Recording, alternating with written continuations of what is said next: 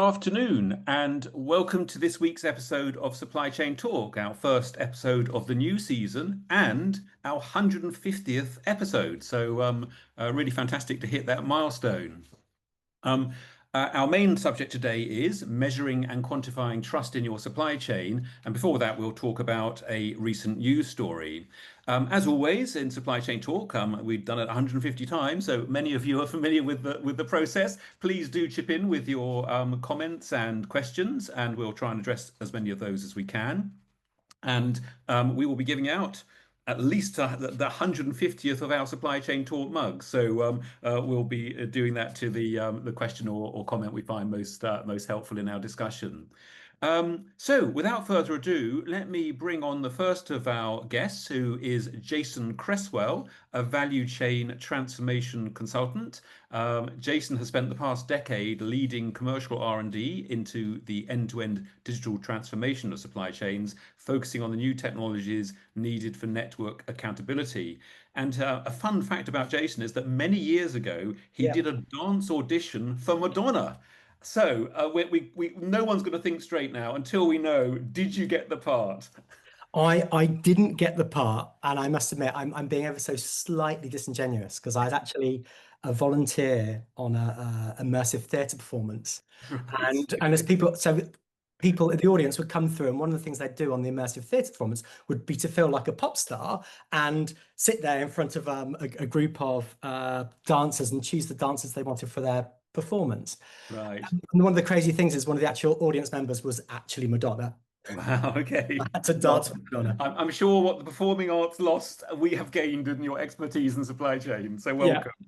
Our second guest is Harry Srivastava, a senior lecturer at Auckland University of Technology Business School. And he is yet again our most committed panelist ever because he stayed up heroically until 3 a.m. in the morning in Auckland. He's managed to prop his eyes open. So welcome, Harry. Harry is a senior Thank lecturer you. specializing in supply chain management at Auckland University of Technology in New Zealand, and he teaches and researches supply chain analytics and logistics strategies. And outside of academia, he enjoys traveling to new places, playing chess, and experimenting with new recipes in the kitchen. On Sundays, very specifically, you mentioned. So I don't know what happens the rest of Yeah, the week, but Sundays is big experimenting day. So welcome. And our you're third allowed. guest is Mohammed Nabil, head of supply chain for Nestle Middle East and North Africa, who is based in Jordan. Over the past 13 years, Nabil has passionately navigated the dynamic supply chain, the dynamic landscape of supply chains, and his expertise spans logistics, demand and supply chain planning, project management, and strategic procurement. And presently, he serves as head of supply chain for the Levant cluster in Nestle, overseeing the operations in 5 countries. And away from work, Nabil used to play football at a semi-professional level for 14 years, and he now puts his energies into being a dedicated runner, and he's preparing for his next marathon. Welcome, Mohammed. So Hello, let's turn to everyone. our news story, and our news story this week has been, well publicised over the past few weeks, in fact. And we picked a particular a report from the BBC News website entitled "Some JLR Suppliers Face Bankruptcy Due to Hack Crisis," and it's written by Theo Leggett, the business correspondent at BBC News. And the article basically is talking about the past 2 weeks at Jaguar Land Rover JLR, where they've had a hack, and the cyber attack meant that, which came to light on the 1st of September, it meant that JLR shut down all its computer systems and closed its production lines worldwide to just make sure, they didn't make it worse while they're trying to work out what's gone on in their systems. As of the report on Saturday, the production lines were expected to remain idle until at least today, if not longer, while the company continues to assess the damage. And in terms of the actual loss to Jaguar Land Rover, they make more than 1,000 vehicles a day, and experts estimate the cost of them losing this amount of production to be 5 to 10 million pounds per day. So the business has already lost 50 to 100 million pounds. However, it made 2.5 billion in profits last year, so it's certainly got deep pockets to withstand the crisis itself. However, in its as the article reports, its supply chain has anywhere up to 250,000 people in the supply chain for Jaguar Land Rover, and many of those businesses are, maybe small and medium-sized businesses, and those suppliers are often highly dependent on JLR as their main customer. So I guess the kind of question here is, well, first of all, there's a real fear that, if there was an extended outage, which has already been going for 2.5 weeks, would some of those suppliers manage to survive? And it then raises the question of, what can they do? They can lay off their sort of temporary workers, but as soon as they start getting rid of permanent workers, then it's difficult to retrain and get those back on board. And so the question is, arises, you know, should someone do something to support these companies? And the boss of one supplier said, his firm's already had to get rid of half its workforce, and a trade union, Unite, has called for a furlough system, which was the system that came in place during COVID, when the government and indeed many other governments around the world paid 80% in the case of the UK, 80% of workers' wages while they were unable to work. So the Unite Trade Union has raised that question. So I guess it's an interesting quandary, especially when we're talking about, as our main discussion point, measuring and quantifying trust in your supply chain and trusting suppliers or trusting customers. So I guess, JLR perhaps have done the right thing by, minimizing the risk of compromising the whole supply chain and compromising their own suppliers' IT security by shutting down systems. But, it raises the question, should JLR have a responsibility to its suppliers? And so, should JLR, a profitable company, be paying some of their suppliers' costs? Or should it be government? Or should it just be that suppliers have to accept that's the way it goes? If your customer suddenly doesn't want to order from you and your contract doesn't force them to order from you, you just have to take that and take the hit. So, turning to you first, Jason, what are your thoughts on this quandary? Well, I think it's context specific, I think, so in different industries, I would probably give a different answer. But I Mm, think it's something like automotive, which is really high precision engineering. I think for me personally, I think the responsibility lies with Jaguar Land Rover. Because mm, in the day, it's their cybersecurity problem, right? It's no one else's. And ultimately these suppliers are making parts which are bespoke to JLR. They can't go, okay, well, mm, JLR aren't there, so I'm going to go sell it to Nissan instead. This is not food or fashion or other things. So for me, equally for JLR, it's not just the suppliers are dependent upon JLR. JLR is dependent upon those suppliers making very absolutely. bespoke parts. So there's a big question, what are JLR going to do if they let suppliers who maybe make unique parts go under? Absolutely. So, I mean, for me, if I was JLR, I would, they've just, as the article pointed out, they posted 2.5 billion pound pre-tax profits. They can Mm, keep themselves afloat. They haven't had a 50 million loss or whatever it is because they're insured. So most of that loss will be covered. So mm, for me, if they want, we're going to be talking a lot about trust today, and we're going to be talking about big companies trusting their supply chain. And this really is a great example of a point I think I'll probably come to more than once, which is, can the supply chain trust the big company? absolutely. No, And it's a good this is a point. great And example. it's a very good point you make about the dependency of JLR on its suppliers, because one small supplier, perhaps on a contract of, a few £100,000 a month, a few million a year, could actually jeopardize that entire supply chain if it's a critical part that can't be instantly sourced elsewhere. Harry, what are your thoughts on this on the duty or responsibility of JLR versus the suppliers? Yes, thank you, Alistair, for asking. Exactly, that we are talking about the trust, and uh, the suppliers are mainly dependent on the JLR, and Mm, JLR's responsibility to take care of their suppliers. So here means if JLR takes care of their supply of their suppliers, then supplier will have more trust on the JLR, the parenting company they are working with, and it has already been identified that these companies are medium and small scale industries, and they need more support from big organizations like JLR. Okay, no, thank you. And Mohammed, in your field, I mean, a very different sector that you work in. I mean, can you see parallels? Could there be a situation Okay. where quite small suppliers are providing critical parts to your supply chain? Look, I think it's business partnerships in general. It does not work one way. So when things go wrong, it's not one party that should bear all the consequences. It should be both parties that are bearing consequences. And when I say this, because again, when you look into their own suppliers, definitely there is a second tier suppliers. So there are suppliers of those suppliers that are also impacted, and those suppliers have to bear the consequences of this with their own suppliers. So I'm not here to lecture JLR, but I think they would definitely go and do something with their own suppliers.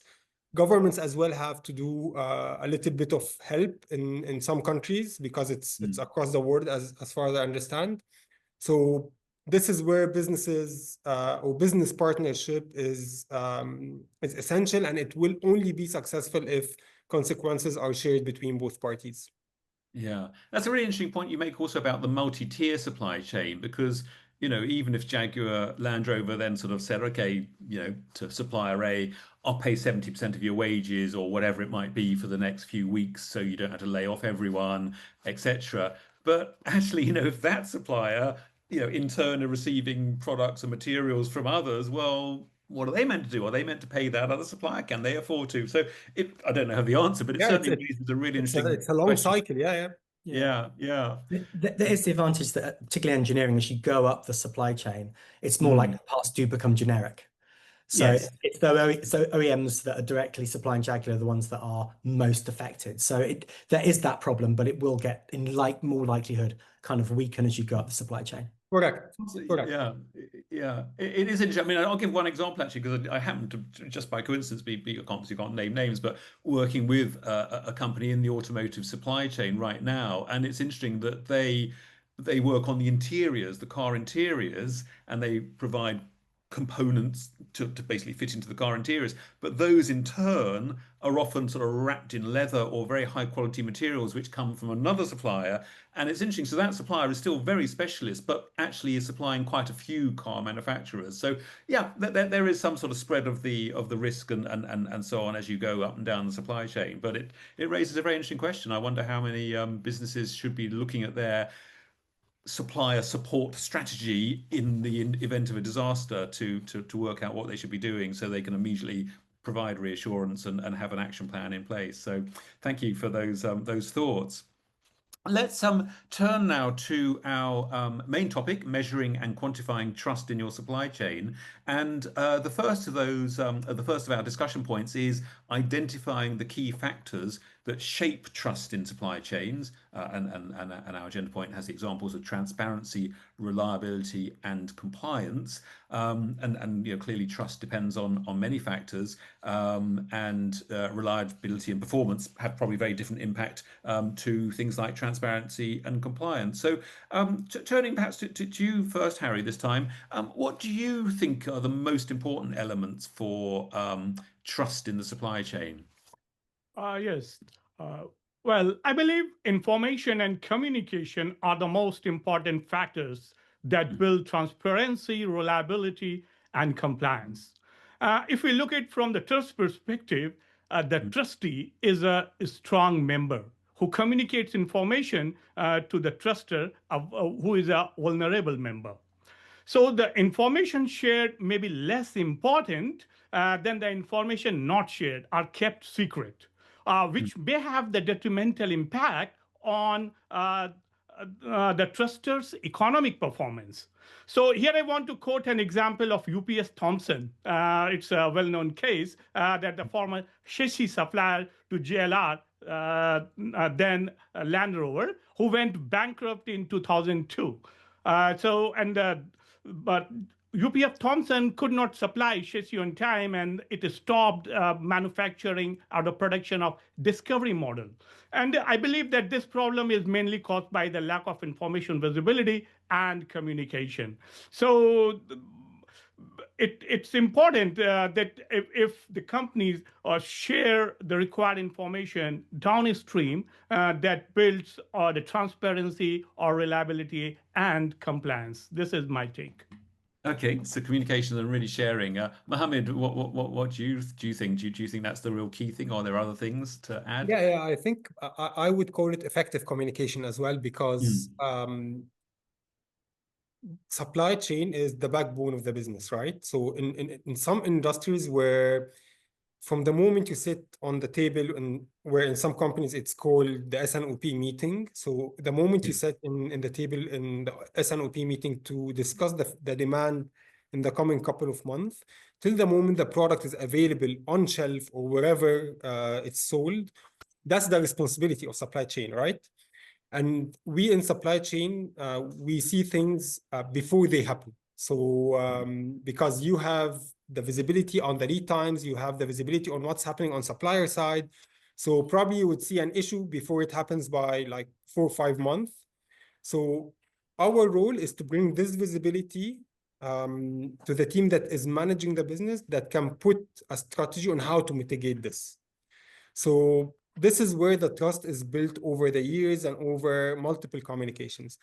And as Mm. Harry said, it's about the information that is shared, whether it's important information or less important information, but it's about how you communicate your message and then the language you speak. Because if you go and speak a supply chain language to people that are in probably in the business, they do Mm. not really understand what you're saying, then you would lose the room and you will not be able to build the trust that you want to build. So basically, effective communication, bringing issues into the table before they happen, because definitely in supply chain you see issues before they happen. This is Mm. what builds trust, and this is how we in supply chain should be navigating through in the organization. Yeah. Okay. No, thank you. Jason, what would you like to add to the key points about getting trust in the supply chain? Yeah, I think it's really interesting because I think those two pairs you mentioned at the beginning, like the reliability and performance and sort of Mm. transparency and compliance, and where I'd put the prioritization. I think for me, it's definitely the reliability and the performance. Um, Mm. and I think an interesting thing is, if you have a supplier that's performs really well and is highly reliable, you trust them, right? And so I think an interesting thing is people tend to talk about trust and transparency as being like synonyms, but actually they're complete Mm. opposites. If you trust someone, you don't need transparency. It's only if you Okay. don't trust them that you ask for transparency, because that's how you're gaining the accountability you're looking for. So Yes. I think, and I agree with Nabil's point about, having the right language when you're speaking with someone. So if you're talking to Mm. them about trust, but what you're really talking to them about is kind of uh, getting more information from, basically it's demonstrating you don't have trust, but using the word trust, you're going to lose them in that simple thing about confusing trust and transparency. If you trust me, you don't need to look at all my records, right? You just trust me. Yes. Yeah. Actually, you ask me all the information because you don't trust me, or because you want to be able to trust me more than you do. So I think Mm. people speak, they have to really put themselves in the shoes of the other person and really be really aware of what it is it that you're actually asking for. And as Nabil's point said, the language you use is essential in that. Yeah, but I guess, Bill, you were also kind of raising the specific example of sales and operations planning, and however open and so on you are with your suppliers, they really want to know what's your forecast, how's your sales pipeline looking, has it switched from the last forecast you gave us? So I think there are definitely some elements of data which are really important to share, but that openness to say what's going on, and giving plenty of advance warning as well is critical. So there's I guess all sorts of different levels of sharing information. Um, Great. No, thank you. Let's move to our second point, which is using KPIs such as delivery rates, compliance scores, and supplier performance to quantify trust. And I guess as soon as we get to the subject of KPIs, some KPIs are very straightforward, like delivery performance. You've delivered, X amount on time, in full, etc. But others are much harder, like, how do you measure compliance? How do you measure transparency? It's difficult to say, especially which we touched on the news item, especially once you get into a multi-tier supply chain. And of course, some KPIs may be legal requirements as more and more regulations are coming in. I mean, Europe are bringing in all sorts of reporting about green and carbon emissions, etc. Turning back to you, Harry, I'm sure you know you've got a lot of sort of theory and practice about using KPIs. Where should we focus KPI measurement efforts in this world of trust in the supply chain? The main focus, in my view, should be started with a few decision-linked metrics. For example, if we look at from the steady condition, then service level measurement will be more important. And if it is kind of a disruptive state, then the time to recover or the clearing backlog rates may be important. So, like if we look at JLR case that we are talking about today, here in the time to recovery is not known because in the news it was written like 23rd or maybe 29th of September, and it is having the detrimental impact on the supplier's performance. Means the job losses are coming in, and that the impact is very big. Later, what companies can do that they can focus on some like a weighted KPIs. And they can allocate some percentage, for example, 30% to compliance or 40% to transparency or something like that, and come up with a weighted score. And some academic models can also be used, for example, fuzzy logic or maybe multi-criteria decision making, where the quantitative and the qualitative inputs can be used to have a trust score.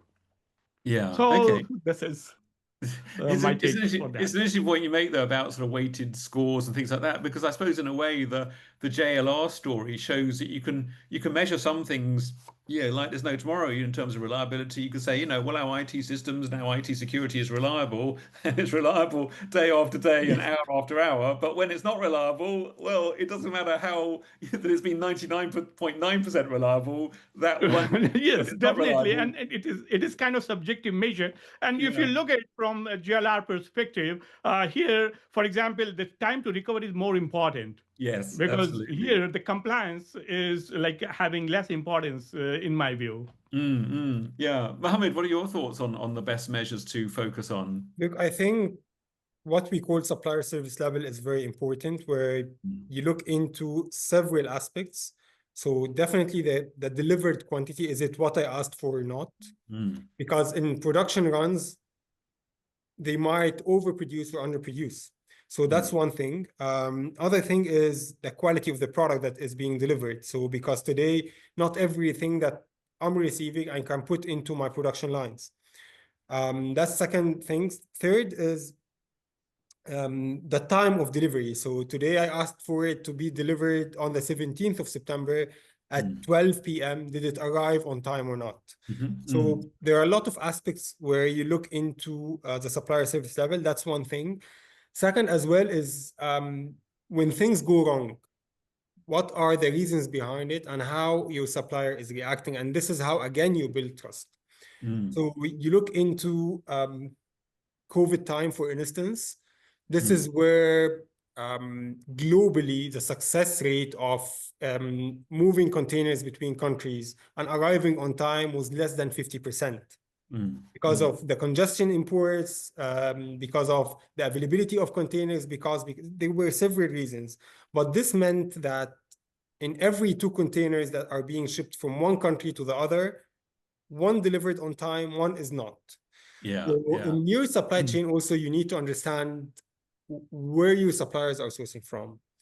You need to understand what parts of the world they are sourcing from. Because at the end, when global crisis happens, this is where you have the input with your supplier to plan for your own production.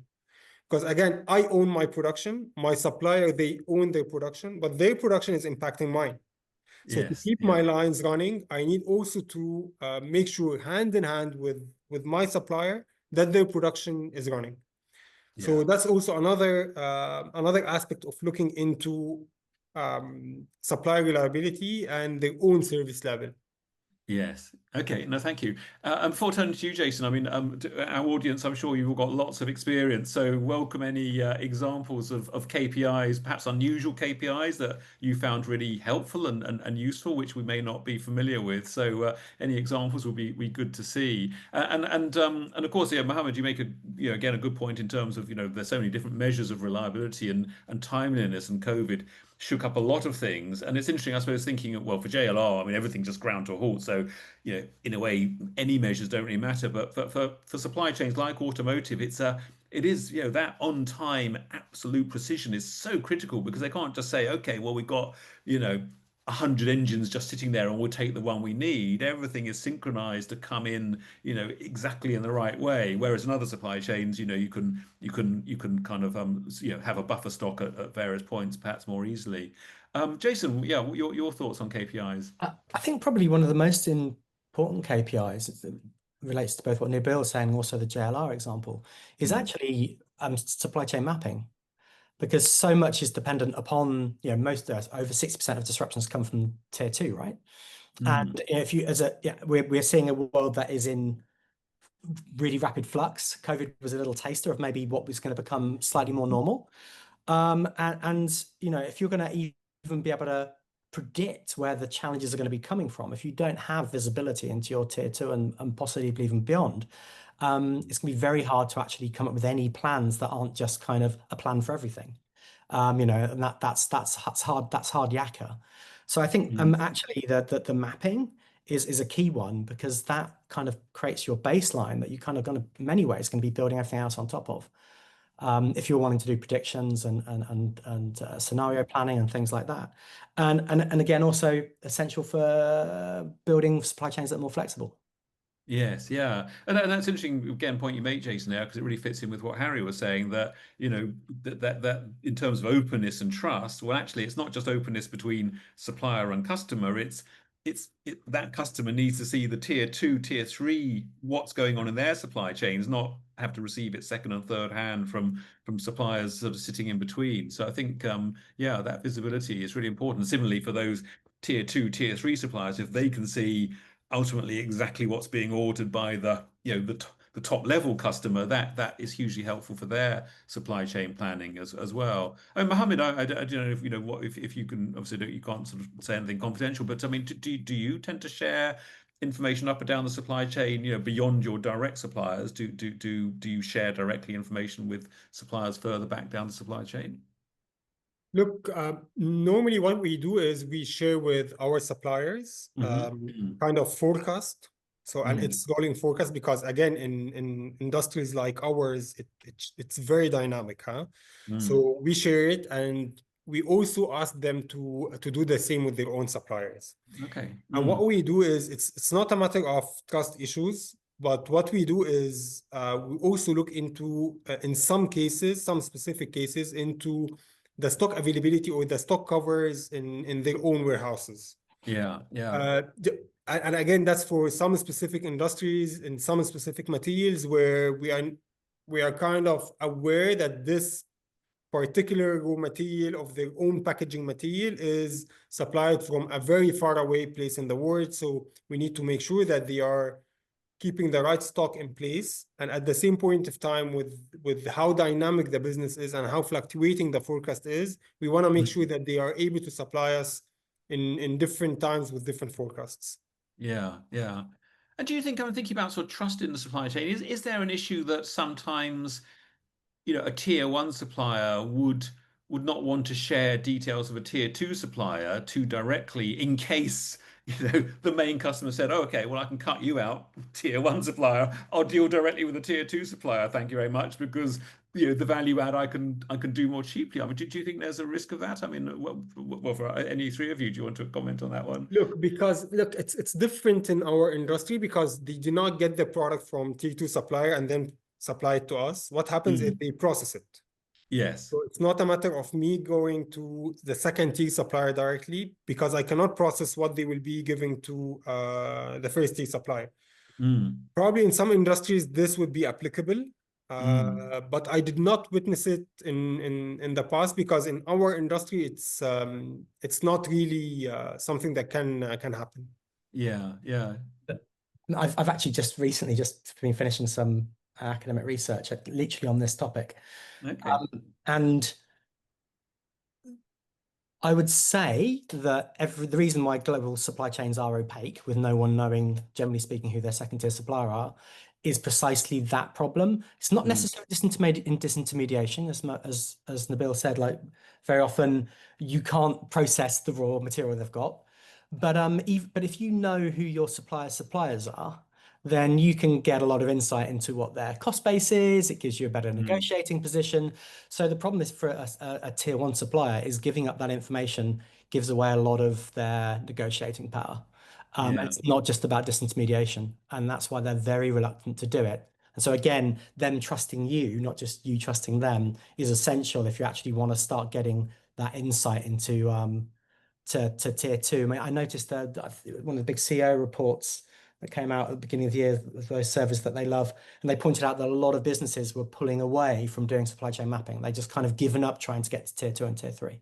And it's that problem, which is the one they haven't been able to overcome. And that's because their suppliers don't trust them. That's very interesting. And Harry, have you? I mean, I guess in you deal with lots Yes, of companies and it's lots of usually research. hard to Mm, get like having like a mapping of long supply chains. mm, Like for tier one suppliers, it's okay, but suppliers, and their suppliers, it's like hard. mm, And we were trying to work with one industry in Netherlands that they wanted to get rid of their suppliers from China. And then when they started doing or mapping their supply chain, they found that their suppliers are from China. So it's a kind of interesting thing. Like, and it's for long supply chains. It's really hard to map the whole supply chain due to the lack of visibility. yeah, So yeah. And of maybe course, maybe yeah, I just add one point yeah. on this because look, I work in the food industry Mm, Yeah. where in packaging material in specific, and this is what I meant when I said in specific cases, huh? So in packaging material in specific, there is some material that is in direct contact with food. So we need to make sure that the suppliers, our suppliers that are sourcing raw material that will form this packaging material is being sourced from a place that we approve. yes. Because at the end, it is in direct contact with food, and it is our responsibility to make it safe for consumption. So again, it takes us back to the compliance aspect Mm, in our supply chain. So in some cases, as I mentioned, you've got to go, and it depends from one industry to the other. But in some cases, in some industries, you would get to know your second tier supplier and approve it yourself.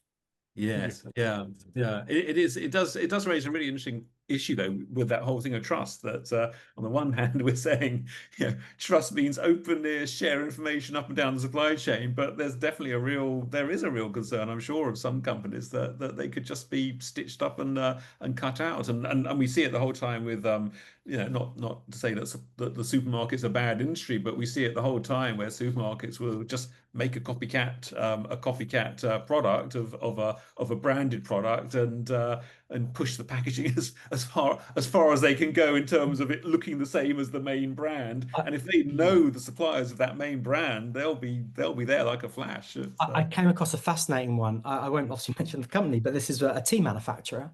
Right. And they were under a lot of pressure to be transparent about their tea supply chains, because tea supply chains often in India, different countries where there can be problems Mm. with labor rights.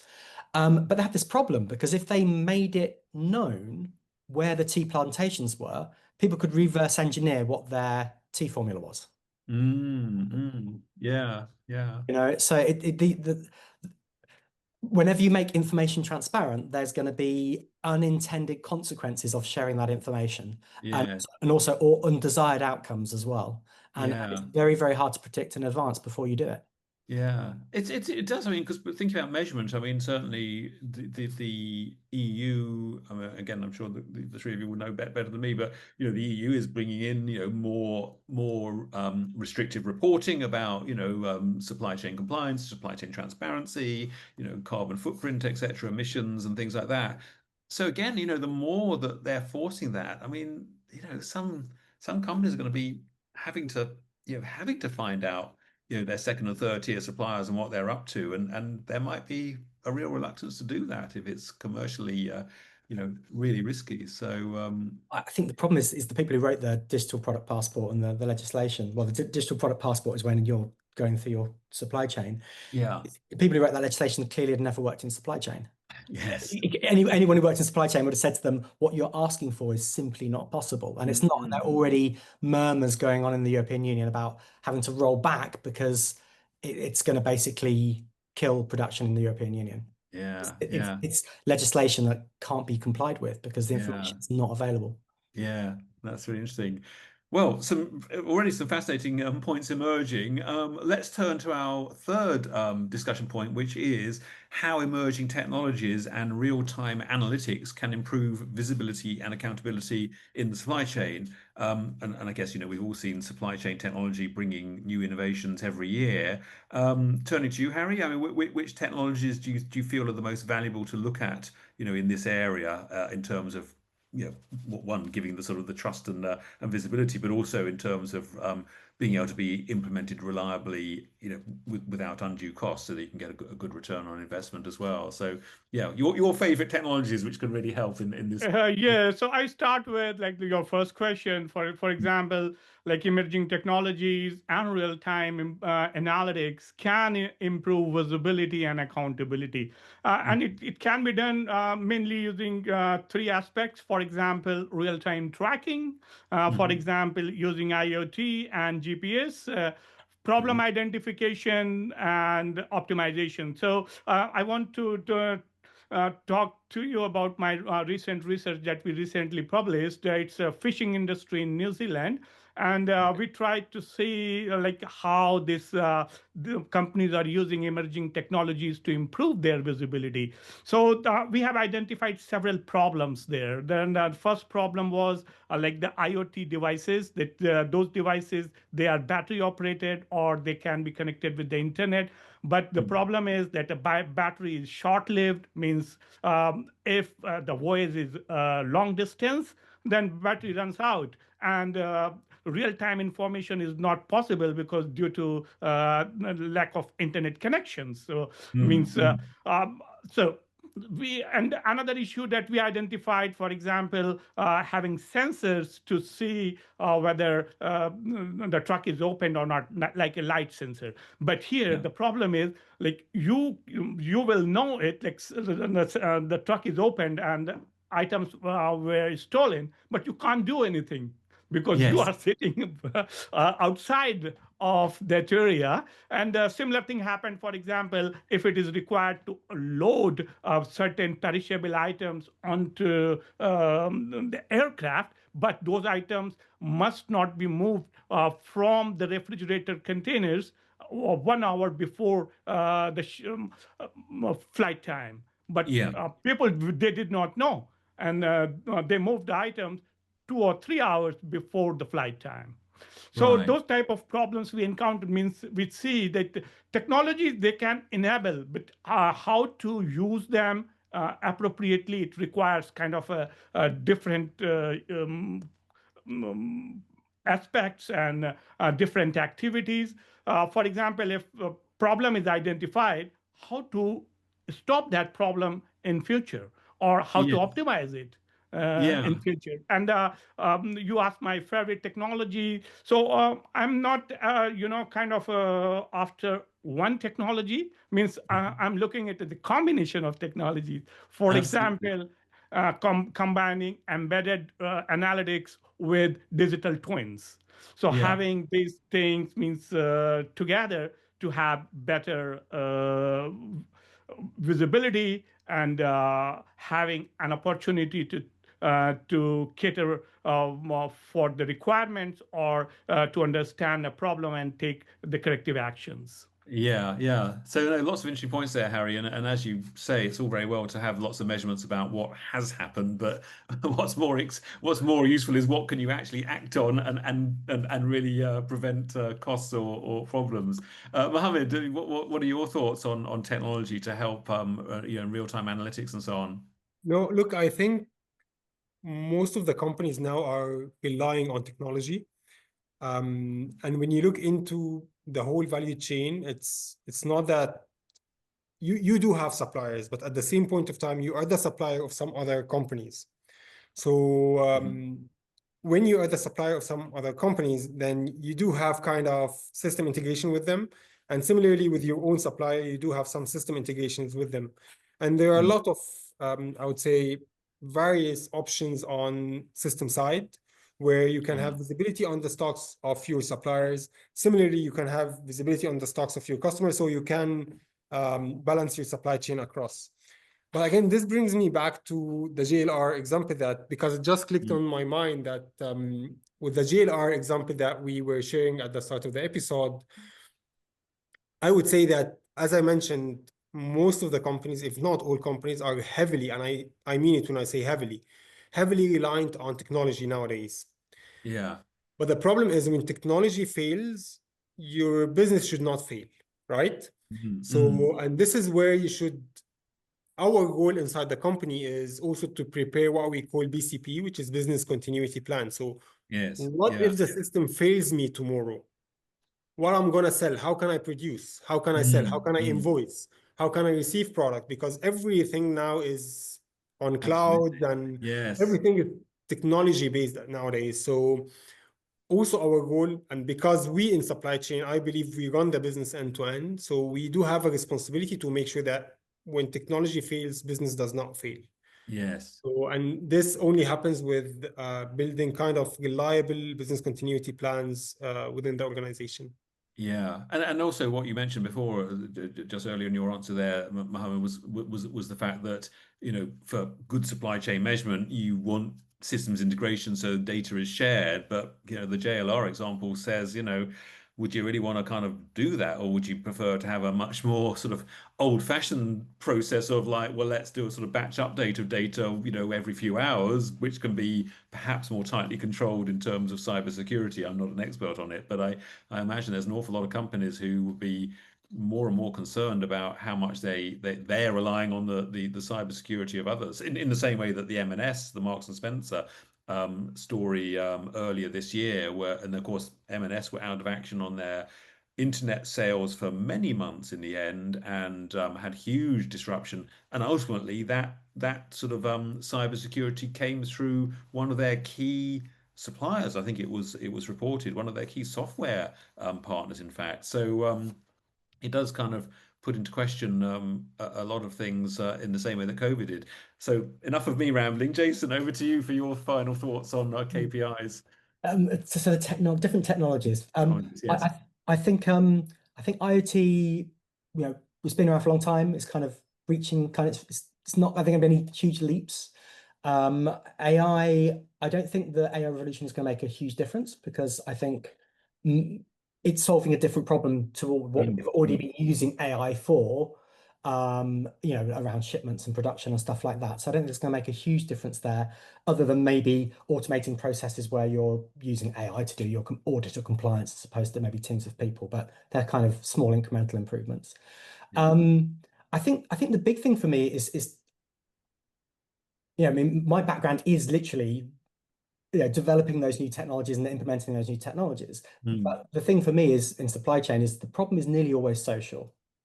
And you have to think about what's the social solution to this social problem. Yes, the full solution will have a technological component, but this technology itself doesn't solve the problem. It simply supports the social solution. So I mean, a good example for me is maybe the last conversation we had at Alistair around blockchain, which is that people were using blockchain to bring trust to their supply chain. It's like, no. You have to have trust before you can even install a blockchain. So if you can't have trust, you won't get anyone to use your blockchain. And it's the other way around, and you put in the cart before the horse. Yes. So I think the big thing for me is, you know, in terms of solutions, I think one of the key areas is actually things like open book models, where you work with your suppliers and maybe your suppliers to actually identify those systems problems, solve them together, and ensure that risk and reward are shared. Now, those solutions usually require some kind of technological underpinning, but obviously the problem with those is they tend to be quite slow and expensive to put in place. But once they're put in place, they tend to be incredibly effective.